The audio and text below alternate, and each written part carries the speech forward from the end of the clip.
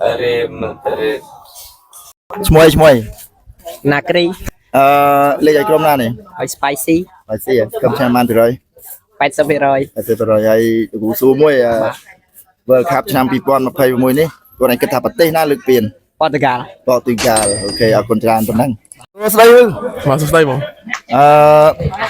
ថ្ងៃនេះលេខឲ្យក្រុមណា បាទលេងឲ្យវាយ3ហ៎ លេខ3ហ៎ក្រុមឆ្នាំបាន100 50 អូខេឥឡូវគូស៊ូមួយគឺឯងគិតថា World Cup ឆ្នាំ2021នេះប្រទេសណាលើកពាន 50ប៉ូទុយហ្គាល់ ប៉ូទុយហ្គាល់ Yes អូខេយ៉ាទៅបងអ្នកឆ្លើយប៉ូទុយហ្គាល់ណាអរគុណចាំអ៊ុតមើលតែវីដេអូយើងហើយនឹងលទ្ធផលពេលដែលប្រកួតចប់ប៉ូទុយហ្គាល់មែនឬមិនមែនអូខេអរគុណ ចាពូ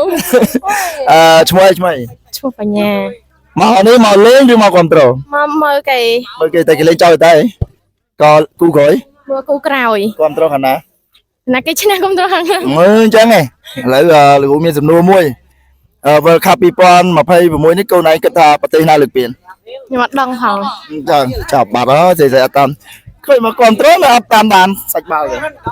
អត់ស្គាល់ ឥឡូវថាប្រទេសមួយចោលទេចាំមើលវីដេអូហ្នឹងត្រូវ កម្ពុជា មាន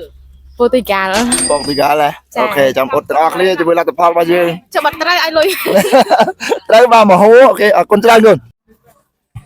សួស្ដី បាទស្ដី ឈ្មោះអីឈ្មោះ ខ្ញុំឈ្មោះត្រា មកលេងឬមកគ្រប់ត្រូល មកគ្រប់ត្រូល គ្រប់ត្រូលក្រុមខាងណា ក្រុមខាងនេះ អូក្រុមបេគូសំសួរមួយ World Cup ឆ្នាំ2026នេះកូនឯងគិតថាប្រទេសណាលើកពាន ដឹងដែរខ្ញុំ អត់សូវបានតាមដានទេ អត់ ឥឡូវថាមួយចោលចាំមើលត្រូវឬខុស